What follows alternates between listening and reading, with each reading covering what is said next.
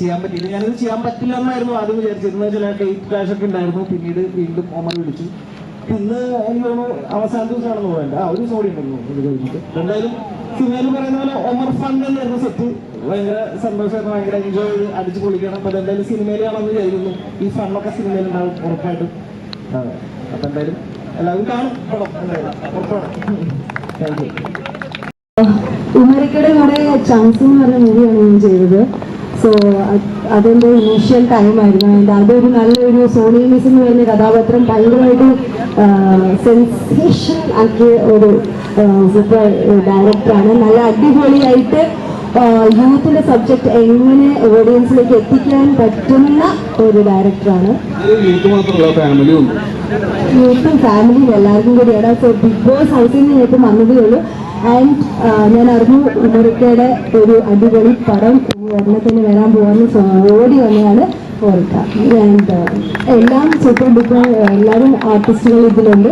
ഗംഭീര ഒരു പ്രോജക്റ്റ് ആവട്ടെ എന്ന് ദൈവത്തിനോട് പ്രാർത്ഥിക്കുന്നു. Thank you. എല്ലാവർക്കും നമസ്കാരം. ഞാൻ അബ്രഹാമിന്റെ പടത്തിൽ ആദ്യമായിട്ട് അഭിനയിക്കുന്നു. അതുപോലെ തന്നെ ഒമറിന്റെ പടത്തിലും ആദ്യമായിട്ടാണ് അഭിനയിക്കുന്നത്. പിന്നെ ഇത്രയും പുതിയ തലമുറകളുടെയും ആദ്യമായിട്ടാണ് അഭിനയിക്കുന്നത്. അപ്പം നിനക്ക് എങ്ങനെയാണ് നീ എന്നല്ല, നീ സീനിയറാ, നല്ല പ്രായമുണ്ട്. അപ്പൊ അങ്ങനെയുള്ള ഒരു അനുഭവങ്ങൾ ഒരുപാട് സിനിമകൾ ചെയ്തിട്ട് കിട്ടിയിട്ടുണ്ട്. എങ്കിൽ തന്നെയും ഈ സിനിമയെ കുറിച്ചൊന്നും വളരെ വ്യക്തമായിട്ട് പറയാൻ പാടില്ല. കാരണം ഇതിനകത്ത് ഒരുപാട് സംഭവങ്ങൾ ഡയറക്ടറും സ്ക്രിപ്റ്റ് റൈറ്റേഴ്സും ഒളിച്ചു വെച്ചിട്ടുണ്ട്. അതൊന്നും പുറത്ത് പറയാൻ പാടില്ലെന്ന് പറഞ്ഞിരിക്കില്ല. അപ്പോൾ ഇത് എല്ലാവർക്കും ഇഷ്ടപ്പെടുന്ന ഒരു സിനിമയായിരിക്കും. കാരണം അങ്ങനെ ഒരു സാധനം മാത്രമാണ് ഇത് പിടിച്ചിരിക്കുന്നത്. തമാശയും ഇമോഷനും ഫൈറ്റും സോങ്ങും എല്ലാം മിക്സ് ചെയ്തിട്ടുള്ള ഒരു സിനിമയാണ്. അതിൻ്റെ ഒരു നല്ല ദിവസമാണെന്ന്. പിന്നെ മറ്റൊരു പ്രത്യേകത ഞാൻ എൻ്റെ പൂജയുടെ എന്ന് പറഞ്ഞതാണ്.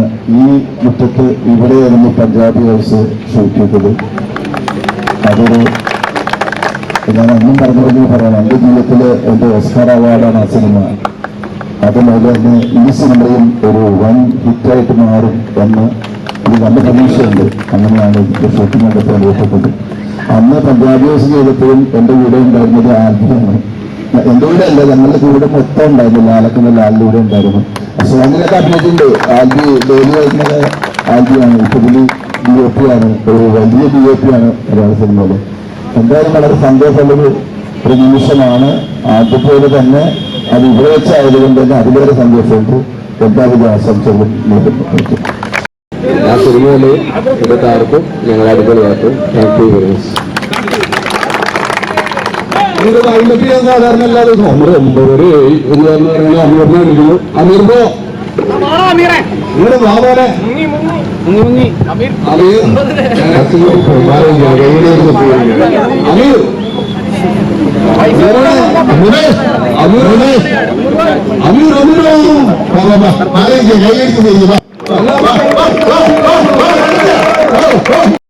ഒരുപാട് പേരുണ്ടല്ലോ മലയാള സിനിമയിലെ താരങ്ങളായിട്ട്. ഈ ഉമർക്ക് ഇത് പറയുന്ന സമയത്ത് ആദ്യം തന്നെ ഇത്രയും കാസ്റ്റിംഗ് എന്നൊക്കെ പറഞ്ഞിട്ടുണ്ടായിരുന്നു. ആദ്യം വരുമ്പം കാസ്റ്റിംഗ് ഒരുപാടുള്ളൊരു സിനിമയായിരുന്നു. പക്ഷെ ആർട്ടിസ്റ്റുകളെല്ലാം പിന്നീടാണ് വരുന്നത്. അതെ അതെ, ആദ്യം സിനിമയുടെ കഥ അങ്ങനെയാണ്. ഇതിലൊരു എന്താ പറയുക, ഒരു ഫുൾ ആർട്ടിസ്റ്റുകളുടെ ഒരു 50-60 പേരെങ്കിലും ഉണ്ടാവും. അപ്പൊ അതിന്റെ ഒരു ഡേറ്റ് അഡ്ജസ്റ്റ് ചെയ്ത് എല്ലാവരും കിട്ടുക എന്ന് പറയുന്നതൊക്കെ ബുദ്ധിമുട്ടുള്ള കാര്യമാണ്.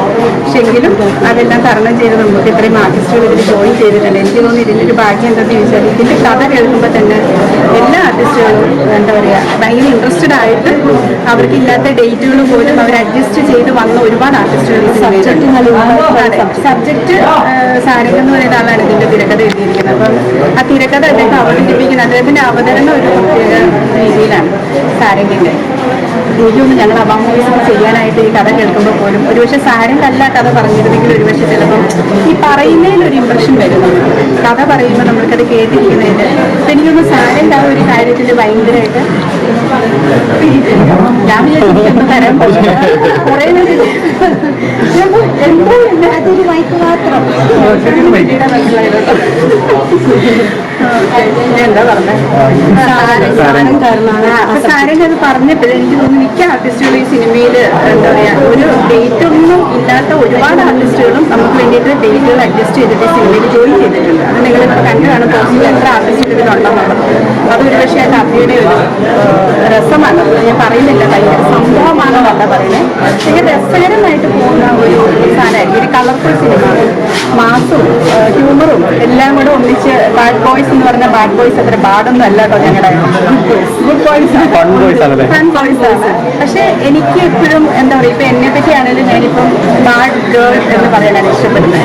ഞാൻ ഒരിക്കലും ഗുഡ് ഗേൾ എന്നൊരു വിഷയം പറയില്ല. പിന്നെ ബാഡ് ബോയ് എന്താണ് പറയുന്നത്. അപ്പം ഞാൻ ഗുഡ് ഗേൾ എന്നതിനേക്കാൾ ബാഡ് ഗേൾ ഇഷ്ടപ്പെടുന്നു. അതുപോലെ ബാഡ് ബോയ്സ് എന്നതിനേക്കാൾ ഞാൻ എന്താ പറയുക ഗുഡ് ബോയ്സ് എന്നതിനേക്കാൾ ബാഡ് ബോയ്സ് ഇഷ്ടപ്പെടുന്നു.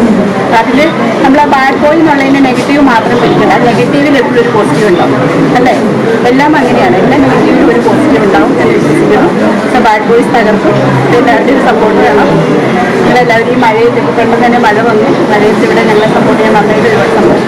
ഈ ഒത്തിരി ആർട്ടിസ്റ്റുകളുണ്ടല്ലോ, അപ്പോൾ അവരുടെ ഡേറ്റ് കിട്ടാണ്ട ഈ ഷൂട്ടിൽ എന്തെങ്കിലും മാറ്റങ്ങൾ എന്തെങ്കിലും ഉണ്ടായിരുന്നു? ഇതുവരെ മാറ്റം വന്നിട്ട് ഇപ്പം ഞങ്ങൾ ഷൂട്ട് ഇറങ്ങിയിട്ട് ഒരു മാസമായി. എത്ര പെട്ടെന്നാണ് ഒരു മാസം പോയത് എന്ന് ഇതിൽ വർക്ക് ചെയ്യുന്ന ആർട്ടിസ്റ്റുകൾ തന്നെ പറഞ്ഞു എന്നോട്. ഇത് എത്ര പെട്ടെന്നാണ് ഒരു മാസം പോയി. ഇന്നലെയാണ് ഞങ്ങൾ ഇതിൻ്റെ ഷോണ് ഷൂട്ട് ചെയ്തിട്ട് കണ്ടാണ് സെറ്റ് ചെയ്തിരിക്കുന്ന കണ്ടുകാരും. അപ്പം എന്താണ് എല്ലാവരും പറഞ്ഞത് എത്ര പെട്ടെന്നാണ് ഒരു മാസം പോയത് എന്നാണ് പറഞ്ഞത്. ഒരുപാട് പ്രശ്നങ്ങൾ ജയിച്ചിട്ടുണ്ട്. പക്ഷേ എല്ലാവരും നമ്മൾ വിളിക്കുന്ന ആ ഒരു അഡ്ജസ്റ്റ്മെന്റിൽ ഇങ്ങനെ വരുന്നുണ്ട്. പിന്നെ കുറച്ച് ആർട്ടിസ്റ്റുകളുടെ ഡേറ്റ് അനുസരിച്ച് നമ്മൾ ഇപ്പം ഒരു 10 ദിവസത്തേന് നാളെ തൊട്ട് ഷൂട്ട് നിർത്തി വയ്ക്കുന്നുണ്ട്. അത് ആർട്ടിസ്റ്റിന്റെ ഡേറ്റ് ഒപ്പ് വരാത്തതുകൊണ്ടാണ്. അപ്പോൾ ആ 10 ദിവസം 12 ദിവസത്തിന് ശേഷം വീണ്ടും നമ്മൾ തുടങ്ങിയിട്ട് ഒറ്റ ഷെഡ്യൂളിൽ തന്നെ സിനിമ തീർക്കുന്നതാണ്. ജൂൺ ഒരു മിഡോട് കൂടിയിട്ട് അല്ലെങ്കിൽ ജൂൺ എൻഡോട് കൂടിയിട്ട് സിനിമയുടെ റിലീസ് പെട്ടെന്നുണ്ടോ? റിലീസ് ഓണം റിലീസാണ്.